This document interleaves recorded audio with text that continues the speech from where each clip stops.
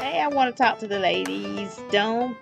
And let you know, don't be so desperate for a man in a relationship that you overlook the obvious. Many times we as ladies, we overlook the obvious so many times, and then we end up regretting it. And the obvious could be that he's not the one for you. It could be that he doesn't meet your standards. He's not even on your level. A lot of times he's not your type, and sometimes he's even gay.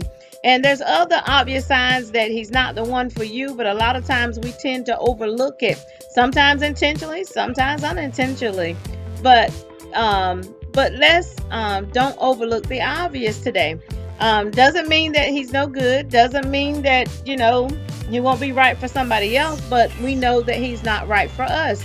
Some things that we know we're not going to be able to handle later on. That's why when you get into a relationship, you argue more, you fuss more, because you want him to be what you want him to be. But guess what? We got to work that out in the beginning. When you get caught up with someone and go on and on in a relationship that you know is not for you, then it's going to get harder to let go of them when you should have let go of it in the beginning. I know it was hard, Lord knows. Yeah, I know you're probably saying, I didn't want to be alone, or it's time for me to get in a relationship. I'm getting older. Whatever you thinking, or I'm lonely. Sometimes you can say that.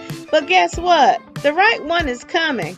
We have to learn how to have a little bit of patience. Yeah, that's right. Patience. Work on yourself. That's why I see so many women getting in serious relationships. They're in them and out as quick as they got in them. But guess what, ladies? Don't keep going through that cycle. Don't keep allowing a man to mess with your head, mess with your body.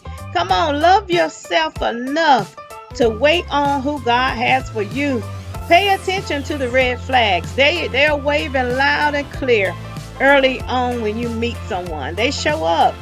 One thing that you should learn as a woman is to trust your gut. A lot of times we have good instincts. Trust your gut. You know he's not the one, but you don't want to feel that. So you just keep on going on. You keep on listening to what he tells you, or you keep on trying to make it work. And what is it? Make nothing out of nothing. We tend to overlook the red flags because we just want it to work. But the earlier you let it go, the easier it's going to be. Don't worry.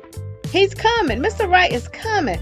But work on yourself. Find out what you want and need from a man. Work out your issues. Make sure your past is in the past and that you're not carrying baggage from a previous relationship. Make sure you're forgiven and forgiving them that hurt you, and make sure you're forgiving yourself so that you can truly, truly move on. Come to grips with other things that have happened in your past. There are people that get caught up in a relationship and they got daddy issues. They're hurting over something that happened to them in their past, or a traumatic experience. But take care of all of that. Let me tell you, be ready, be free, and be ready, because guess what? You're Mr. Right. He's coming. And by the way, don't forget to pray. Pray for him. We have to put God first in every single thing that we do. That's even included in a relationship. Talk to God first. Yeah. Seek him first. And watch and see, don't God send you Mr. Right. Why? Take care of yourself. Trust God. Love you. And watch and see, don't God send someone else to love you. Hey, pay attention now. Pay attention to the red flags. But don't get so desperate for a man that you overlook the obvious.